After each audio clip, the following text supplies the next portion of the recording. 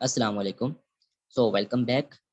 तो जैसे हम चैप्टर नंबर 2 में अभी हम देखा इससे पहले वाले लेक्चर में कि हम spontaneity lack of spontaneity impersonality उसके साथ साथ हमने फॉर्मेलिटी और ब्रेविटी के साथ साथ हमने कुछ देखा कि अगर मैसेजेस में कोई गड़बड़ वगैरह हो जाए बिजनेस कम्युनिकेशन में तो क्या क्या चीज़ें होती हैं। कुछ की ड्राइवर्स को हमने देखा।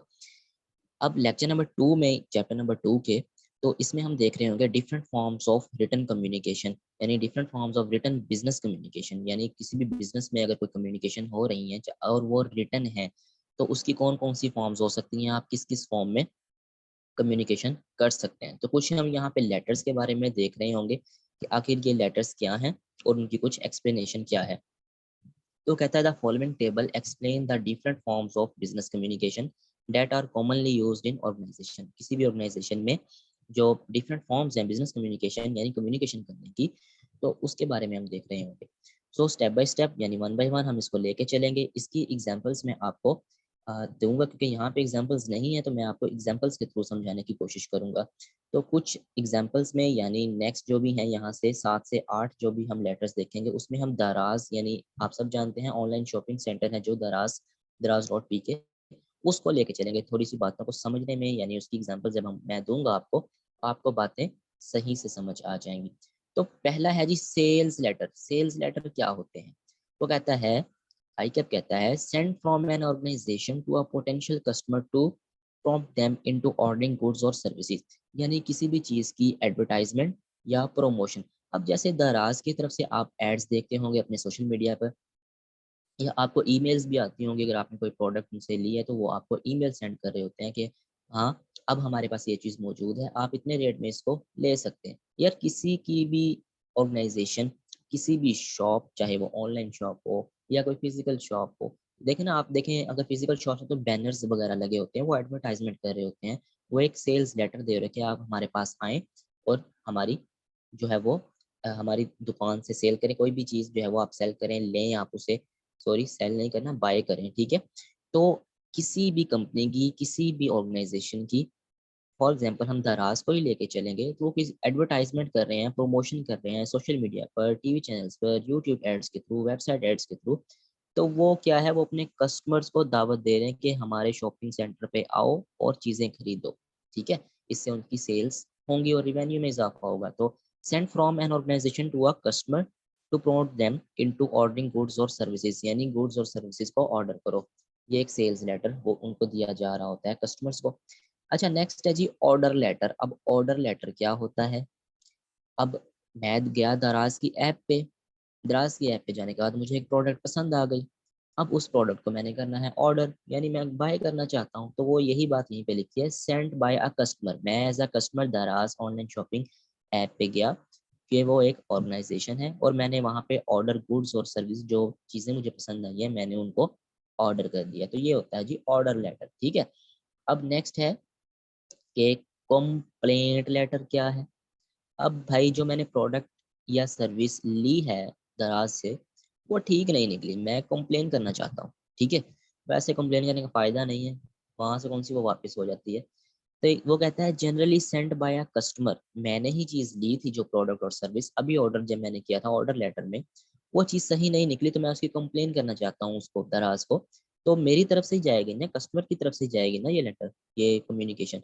Generally sent by a customer to a vendor to complain about a product और सर्विस। अब यहाँ पे वेंडर कौन है? जो हमें सर्विस प्रोवाइड कर रहा होता है, यानी जैसे दराज मुझे सर्विस प्रोवाइड कर रहा था लेकिन वो चीज़ सही नहीं निकली तो मैंने उसकी कंप्लेन कर दी है, ठीक है, दराज वालों को। तो ये हो गया कंप्लेंट लेटर।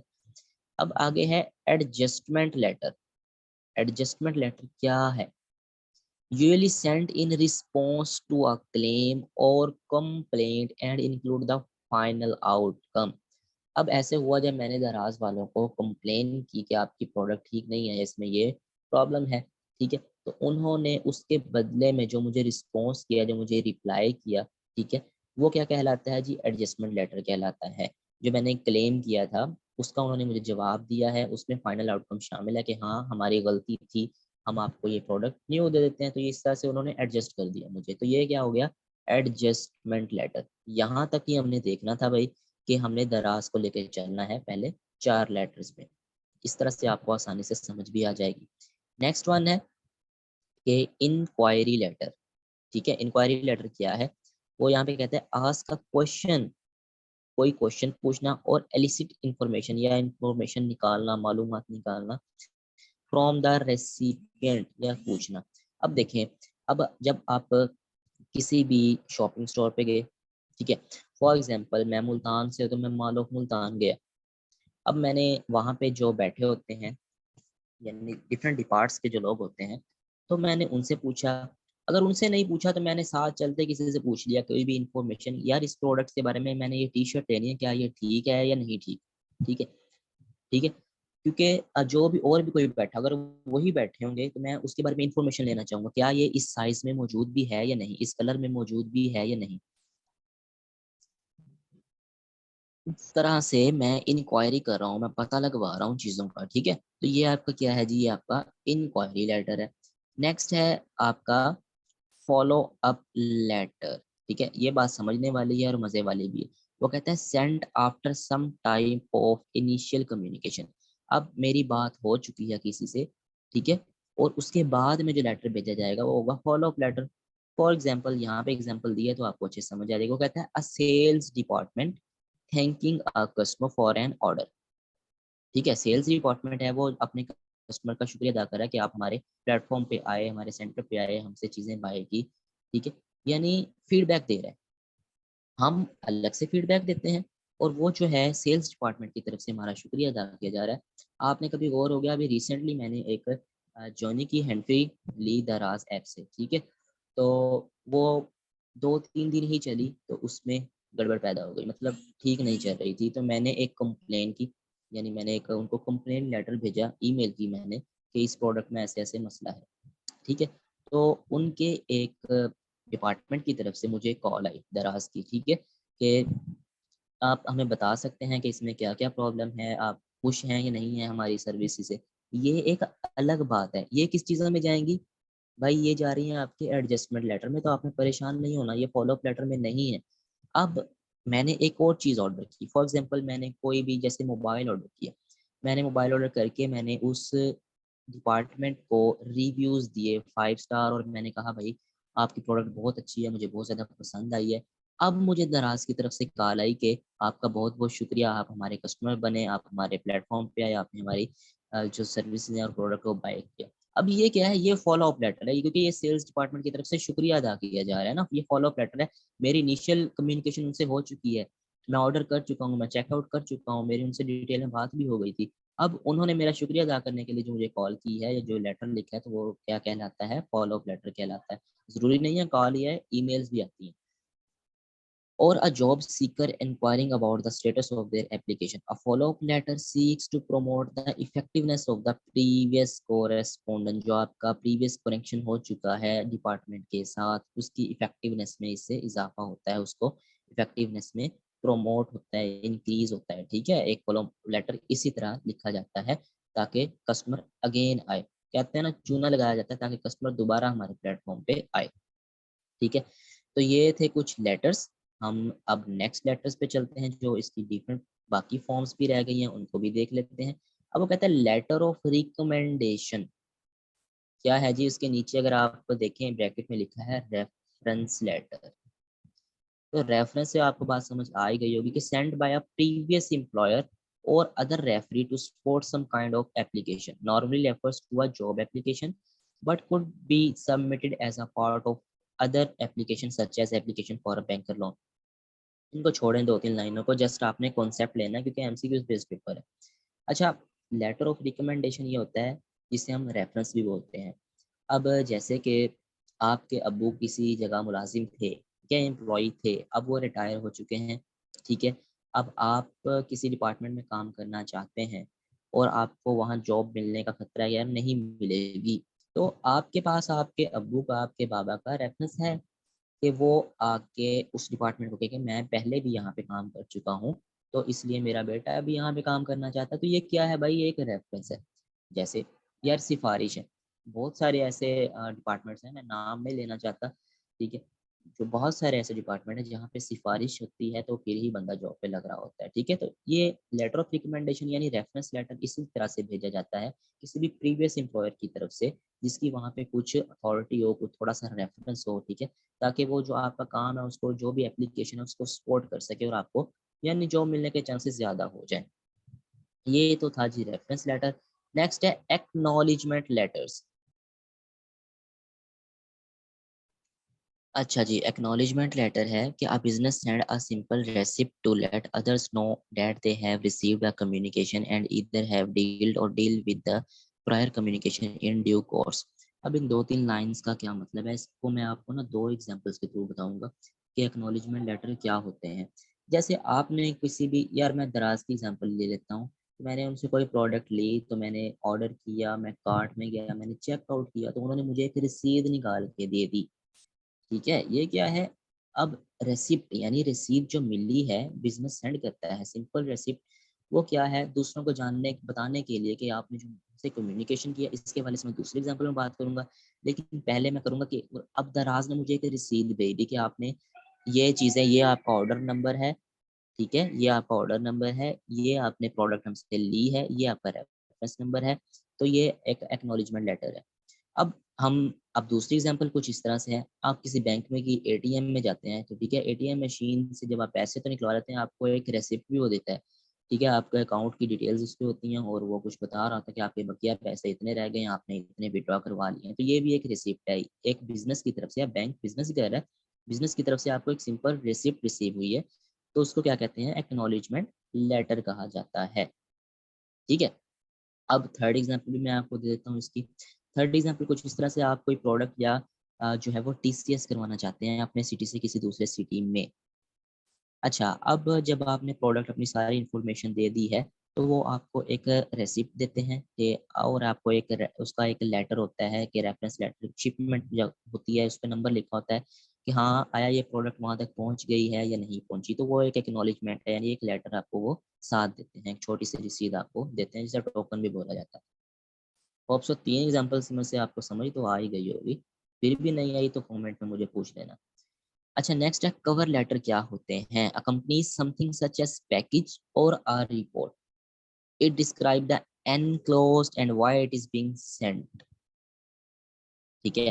कंपनीज लेटर है ना, देखें अब कि accompany something such as a package और अ रिपोर्ट, कोई पैकेज है, कोई रिपोर्ट है, it describe the enclosed and why it being sent. अब हम इसका अंदाजा यहीं से लगा लें, जैज 4G की तरफ से मैसेज आते हैं, जोंग 4G की तरफ से मैसेज आते हैं, हमें पैकेजेस बता रहे होते हैं, कॉल पैकेज है, इंटरनेट पैकेज है, और वो इसकी डिटेल भी इसमें गिवन होती है कि भाई ये क्यों सेंड किया गया है, ये इसलिए सेंड किया गया कि आप ये पैकेज लगाएं, हमें कवर लेटर दिया गया है। अगर कवर लेटर की आपको ऐसा समझ नहीं आती ना, तो मैं आपको लेके चलता हूँ गूगल की स्क्रीन पर, गूगल भाई से पूछते हैं कि भाई यार हमें तू ही बता दे कि कवर लेटर होता क्या है, ठीक है। ये हम आए हैं गूगल भाई पे, गूगल पे मैंने कहा भाई कवर लेटर क्या होता है। कवर लेटर अब आ गया है, ये आपको कुछ इसके इमेजेस भी दिखा देगा। अब ये कुछ इमेजेस हमारे पास आ गए, लेकिन उससे पहले हम कवर लेटर पढ़ लें कि कवर लेटर होता क्या है, होता क्या है, क्योंकि वो तो हमें कंपनीज की तरफ से, जैज 4G की तरफ से आ जाते हैं ना, लेकिन जो कुछ कवर लेटर्स होते हैं, जैसे हम उनको रिज्यूम्स एंड सीवी में भी ऐड कर रहे होते हैं, ठीक है। आपका रिज्यूम या आपकी सीवी भी एक कवर लेटर ही है, यानी वो 1 पेज डॉक्यूमेंट हो तो वो रिज्यूम है, वो 2 से 3 पेजेस डॉक्यूमेंट हो तो वो सीवी में कन्वर्ट हो जाता है। अगर आप गौर से देखें, गौर से, मैं आप किसी वेबसाइट को ओपन नहीं करना चाहता, हमारा टाइम वेस्ट होगा, यहाँ पे लिखा है a cover letter is a 1 page document that you submit as a part of your job application, यानी रिज्यूम, ठीक है ना। अब ये वेबसाइट भी रिज्यूम के हवाले से आप देख सकते हैं, ठीक है, ये resume.com, novoresume.com। कवर लेटर यही होता है, एक छोटा सा लेटर है, यानी 1 पेज का लेटर है, अगर वो 2 से 3 8 पेजेस तक जाता है तो वो आपकी सीवी में कन्वर्ट हो जाएगा। अच्छा, हम वापस आते हैं यार, वापस आते हैं।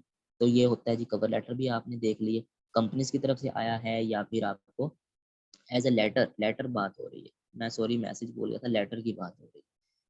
अच्छा, नेक्स्ट है लेटर ऑफ रेजिग्नेशन, कि अब यहाँ से रेजिग्नेशन के वर्ड से ही आपको पता चल गया होगा कि लेटर ऑफ रेजिग्नेशन होता क्या है। वो कहता है कि a formal record that an employ wishes to leave his her job और a firm wish to withdraw from an engagement. अब आप एक जगह जॉब कर रहे हैं 4-5 साल से, आप थक चुके हैं, भाई मैं मज़ीद जॉब नहीं कर सकता इस कंपनी में या इस ऑर्गेनाइज़ेशन में। तो आप वो जॉब छोड़ना चाहते हैं, तो उसको आपको एक रेज़िग्नेशन लेटर लिखना पड़ता है, उसको फ़िल करना पड़ता है और उसको सबमिट करवाना पड़ता है। वो एक फ़ॉर्मल रिकॉर्ड होता है उस कंपनी के पास भी और आपके पास भी कि हाँ, मैंने इस कंपनी से रिज़ाइन कर दिया है। तो ये होता है जी लेटर ऑफ रेज़िग्नेशन। नेक्स्ट है सर्कुलर लेटर। इसको मैं पढ़ूँगा नहीं, वैसे ही बताऊँगा, पढ़ ली आप लीजिएगा। ऐसे आप कहते हैं कि बुक की रीडिंग ही करवाते रहते हैं, तो मैं यार बुक की रीडिंग तो करवाता हूँ, साथ-साथ आपको कितनी-कितनी एग्ज़ाम्पल दे रहा हूँ ताकि आपको बातें समझ आ जाए। अब सर्कुलर लेटर है कि एक ही मैसेज को काफ़ी सारी जो लार्ज ऑडियंस है, बहुत ज़्यादा क्राउड है आपके पास, ठीक है, उनको भेज देना, सिर्फ़ एक मैसेज। ऐसे कुछ इवेंट्स पे होता है, फॉर एग्ज़ाम्पल ईद पर होता है, ठीक है? आप ईद को विश करते हैं ना जब किसी को, तो आप एक ही मैसेज लिखते हैं, वही मैसेज आप काफ़ी सारे लोगों को सेंड करते हैं। आप अकेले-अकेले बंदे को अलग-अलग मैसेज लिख के सेंड नहीं कर रहे होते, ठीक है? इसका कुछ हिसाब ईमेल मार्केटिंग, अगर आप जानते हो, ईमेल मार्केटिंग में भी होता है। अब जैसे हम भी ईमेल मार्केटिंग करते हैं, तो एक ही ईमेल लिखते हैं हम और 1000 कॉन्टैक्ट्स को हम ऐड कर देते हैं मेलचिम्प को यूज़ करके। यार, अब मैं कहूँगा कि ये थोड़ी-सी बातें ना इर्रेलेवेंट हो रही हैं, लेकिन बताने के लिए ऐसा कर रहा हूँ कि हम एक ही ईमेल लिखते हैं और 1000 ईमेल कॉन्टैक्ट को ऐड कर देते हैं और सेंड का बटन प्रेस कर देते हैं, तो वो एक ही ईमेल 1000 लोगों को चला जाता है, ठीक है? चलिए हम पढ़ के भी दिखाते हैं। कहता है use of share information with a large audience for instant letter issued for the appointment of new director. कोई जॉब कंपनी है, कोई कंपनी है, वो जब अगर कोई जॉब अपॉर्चुनिटी दे रही है, तो वो एक लेटर, सर्कुलर लेटर वो घुमा देते हैं पूरे इलाके में कि भाई जॉब जो बंदे जिसने एमबीए किया हुआ है वो अपनी सीवी भेज दो, जिसने बीएसए अकाउंटिंग या बीएस आईटी की है वो अपनी सीवी भेज दो। तो ये एक लेटर जो है वो सर्कुलर हो जाता है ना, सर्कुलेट कर जाता है पूरी सोसाइटी में, पूरे सिटी में। नेक्स्ट है मेमोरेंडम। मेमोरेंडम है एक शॉर्ट डॉक्यूमेंट, नोट हो सकता है, मैसेज हो सकता है, वो किसी इवेंट के बारे में रिमाइंडर हो, रिमाइंड देना हो। अब जैसे आप किसी ऑफिस में एज अ मैनेजर हैं, ठीक है, तो आपको भाई उस बिजनेस की तरफ से, उस ऑर्गेनाइजेशन की तरफ से मैसेज आता है कि भाई सर आपकी सुबह मीटिंग है। वो आपको रिमाइंड करवा रहा है कि आपकी सुबह मीटिंग है, इतने बजे है। अब सुबह जब आप पहुँचते हैं या निकलने, फिर वो आपको अगर रिमाइंड करवाना चाहे कि सर आपकी आज दोपहर 2 बजे मीटिंग है। तो ये एक मेमोरेंडम है, ये एक शॉर्ट मेमो है, ठीक है? वो यहाँ पे कहता है नोट डॉक्यूमेंट और कम्युनिकेशन दैट रिकॉर्ड्स और रिमाइंड अबाउट इवेंट्स। मैंने पहले भी आपको कहा events and observation. For example अब जैसे बहुत से मोटिवेशनल इवेंट्स होते हैं जहाँ पे मोटिवेशनल स्पीकर आते हैं, उनके व्हाट्सएप ग्रुप बने होते हैं, फेसबुक ग्रुप बने होते हैं, हर 2 घंटे बाद पोस्ट आ रही होती है, हर 2 घंटे बाद रिमाइंड करवा रहे होते हैं कि भाई इस दिन इवेंट है, इतने बजे है।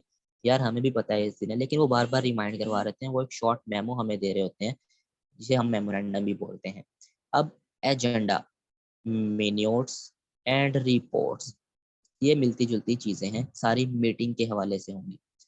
वन बाय वन हम देखते हैं एजेंडा क्या होता है। एक लिस्ट होती है, फॉर एग्जाम्पल कोई मीटिंग है, ठीक है, उसमें जो जो बातें डिस्कस की जाएंगी उनकी एक कंप्लीट जो लिस्ट होगी वो क्या कहलाती है, एजेंडा, ठीक है। आपने हमारे लेक्चर्स में देखा होगा, हमने लिखा होता है कि लेक्चर नंबर 2 का एजेंडा। इन लेक्चर 2 में हम जो जो टॉपिक्स पढ़ा रहे हैं, जो जो सब हेडिंग्स हम डिस्कस कर रहे होते हैं, उनकी एक डिटेल लिस्ट नीचे मौजूद होती है। ये तो हो गया एजेंडा। अब मिनट्स क्या होते हैं? मिनट्स होते हैं summarised record of proceedings of a meeting, इससे पहले जो मीटिंग हो चुकी है। अब फॉर एग्जांपल अगर एक मीटिंग 2 दिन चली है, तो दूसरा दिन जब आ गया है, तो पहले दिन के जो भी ठीक है, जो रिकॉर्ड हुए हैं, जो एजेंडे, जो मिन्यूट्स हैं, उसमें लिखे गए थे, जो पॉइंट्स लिखे गए हैं, उनकी एक समरी, उस समरी का रिकॉर्ड क्या कहलाता है? मिन्यूट्स कहलाता है। अब रिपोर्ट क्या होता है? अब मीटिंग के बाद एक रिपोर्ट जनरेट की गई या की जाती है, जिसमें वो सब बातें मौजूद होती हैं। एक बात याद रखना, जो रिपोर्ट होता है वो एक ऑफिशियल डॉक्यूमेंट होता है, ठीक है? ये यहाँ पे लिखा भी है, ये देखें, ये एक ऑफिशियल डॉक्यूमेंट है, ये आपने याद रखना है, एमसीक्यूज पूछा जा सकता है। An account is given on a particular matter in the form of an, ठीक है, एक ऑफिशियल डॉक्यूमेंट है, एक कंप्लीट रिपोर्ट तैयार की गई है जिसमें सब चीज़ें मौजूद हैं। For example a due diligence report that present analysis of a target company और अ बिजनेस प्लान, यानी बिजनेस ने जो प्लान किए हैं उसकी जो रिपोर्ट्स हैं, उसका टारगेट क्या है, उनके गोल्स क्या हैं, ठीक है, जो उनका सबका एनालिसिस जो है वो एक रिपोर्ट में लिखा गया है, एक ऑफिशियल डॉक्यूमेंट में लिखा गया है, जिसे हम रिपोर्ट बोल रहे होते हैं। तो ठीक है जी, ये आज हमारा दूसरा लेक्चर था चैप्टर नंबर 2 का, जिसमें हमने कुछ different forms of written business communication देखी है कि किस किस तरह के लेटर्स जो हैं वो हो सकते हैं। ठीक है, नेक्स्ट हम चलेंगे बाकी मैसेजेस की तरफ, प्रोटीन एंड टारगेट मैसेज, जो भी हमारे जो आगे मैसेजेस की टाइप हैं जिसमें हम डिटेल में बात करेंगे। ठीक है, उससे पहले जाने से पहले वीडियो को लाइक करके जाएं, कमेंट लाजमी करें, फीडबैक लाजमी शेयर करें, लेक्चर कैसा लग रहा है, कोई कमी पेशी है वो बताएं, कोई बात नहीं समझ आई वो भी बता दें, और चैनल को सब्सक्राइब कर दें। अल्लाह हाफिज़।